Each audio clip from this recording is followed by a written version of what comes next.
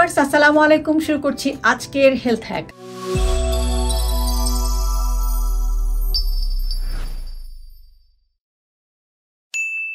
আজকে কথা বলবো প্রোবায়োটিক নিয়ে। আমরা অনেকেই মনে করি যে ব্যাকটেরিয়া মানেই হচ্ছে খারাপ জিনিস, কিন্তু আপনি জেনে অবাক হবেন যে আমাদের যে পরিপাকতন্ত্র বা গাট সিস্টেমটা রয়েছে তার ভেতরে কিন্তু ট্রিলিয়ন ট্রিলিয়ন ব্যাকটেরিয়া থাকে, যেগুলোকে আমরা বলে থাকি মাইক্রোবায়োমস। এবং এই মাইক্রোবায়োমগুলো কিন্তু আমাদের ডাইজেশনে হেল্প করে, আমাদের খাবার থেকে আমাদের যে নিউট্রিয়েন্টসগুলো অ্যাবজর্পশন হবে সেটাতে হেল্প করে।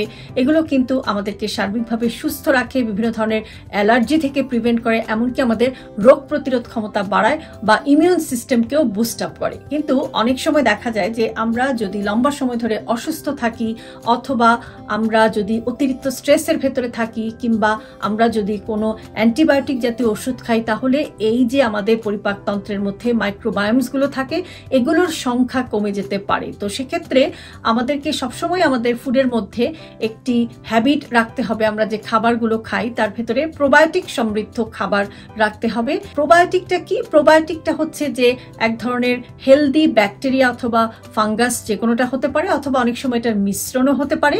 কিন্তু এই প্রোবায়োটিকগুলো কিন্তু আমাদের পরিপাকতন্ত্রকে ভালো রাখতে সাহায্য করে। তো আমরা কি কি খাবার থেকে এই প্রোবায়োটিক পেতে পারি? তো সবচেয়ে বেস্ট একটি ফুড হচ্ছে যে টক দই বা ইয়োগার্ট। তো বাজারে যে প্রক্রিয়াজাত টক দইগুলো পাওয়া যায় সেটা না, আপনি চেষ্টা করবেন যে ঘরে টক দই তৈরি করতে। এবং এই ঘরে টক দই যেটা আপনি তৈরি করবেন সেটা যদি আপনি প্রতিদিন আপনার খাবারে অল্প সামান্য পরিমাণ রাখেন, তবে চেষ্টা করবেন যে এর মধ্যে অবশ্যই যেন চিনি না থাকে। তো এই যে টক দইটা আপনি প্রতিদিন খাবেন সেটা আপনার পছন্দ অনুসারে আপনি একটু সালাদের উপরে দিয়ে দিতে পারেন, আপনি একটু ড্রিঙ্ক হিসাবে খেতে পারেন, যেটা আপনার পছন্দ, যে ফরম্যাটে ভালো লাগে। আপনি ওটমিল দিয়ে খেতে পারেন, যেভাবে আপনার পছন্দ হয়। আপনি কিন্তু প্রতিদিন আপনার ডায়েটে অল্প সামান্য কিছু টক দই বা ইয়োগার্ট রাখার চেষ্টা করবেন। এটা যেমন এটা ক্যালসিয়ামের সোর্স, এটা যেমন আপনার হাড়কে প্রোটেক্টেড রাখবে টক দই, পাশাপাশি এটা কিন্তু একটা গুড প্রোবায়োটিক হিসেবেও কিন্তু আপনার গাট বা পরিপাকতন্ত্রকে সুস্থ থাকতে সাহায্য করবে।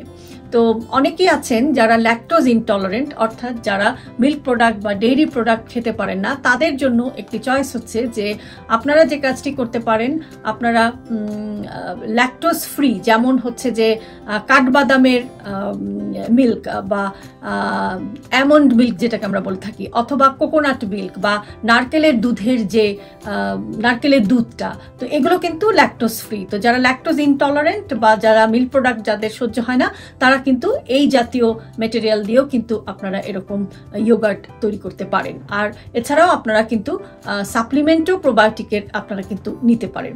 আরেকটি গুড সোর্স হচ্ছে প্রোবায়োটিকের, সেটা হচ্ছে যে আমরা যে সিজনাল আচারগুলো খাই, আচার বা পিকল, বিশেষ করে যে আমলকি, জলপাই, আম, এগুলোর যে আচার আমরা তৈরি করি, এগুলো আমরা অনেক দিন ধরে শুকাই, তারপর এটা রোদে রাখি এবং আমরা এগুলো যে ডেলিশিয়াস আচার বানাই।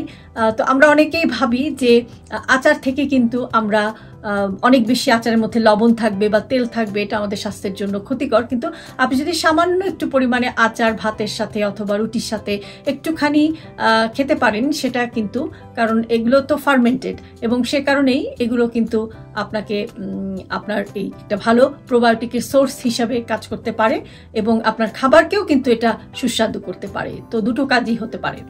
আর একটি সোর্স হচ্ছে যে গ্রিন অলিভ বা জলপাই, সেটাও কিন্তু প্রোবায়োটিকের একটা গুড সোর্স। তো প্রোবায়োটিক সমৃদ্ধ খাবার খাওয়ার মূল উদ্দেশ্য হচ্ছে যে আমাদের গাটের হেলদি ব্যাকটেরিয়াগুলোকে সংখ্যা বাড়ানো, যেন সেগুলো আমাদের শরীরে আমাদের ইমিউন সিস্টেমকে বিশেষ করে শক্তিশালী রাখতে পারে। তো প্রতিদিন আপনার খাদ্য তালিকায় আপনি আর যাই খান না কেন, ও আরেকটি খাবারের কথা আমি মেনশন করতে ভুলে গেছি, সেটা হচ্ছে যে আমাদের যেটা যদিও আমাদের দেশে তেমন একটা পপুলার না, বাট পপুলার খুবই সাউথ ইন্ডিয়ান ফুড, যেমন ইডলি, দোসা, এগুলো যেমন ফার্মেন্টেড ম্যাটেরিয়াল থেকে তৈরি হয়, ফার্মেন্টেড ডাল, ফার্মেন্টেড চাল, এগুলো থেকে যে তৈরি হয়। তো এই ইডলি দোসাও কিন্তু খুব ভালো একটা সোর্স অফ প্রোবায়োটিক। তো মাঝে মাঝে আপনি এগুলো কিন্তু ট্রাই করতে পারেন। তো দোকানে দেখবেন যে দোসার প্যাকেট পাওয়া যায় বা দোসার পাউডার প্যাকেট হিসাবে, ইডলির পাউডার প্যাকেট হিসাবে, সেটা কিন্তু না।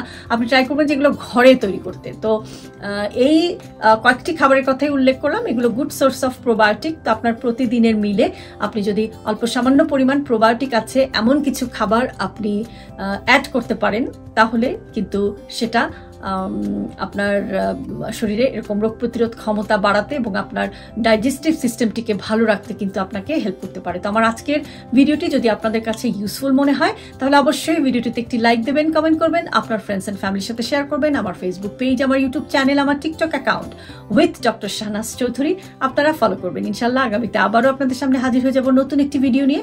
সে পর্যন্ত সবাই সুস্থ থাকুন, নিরাপদে থাকুন। আল্লাহ হাফেজ।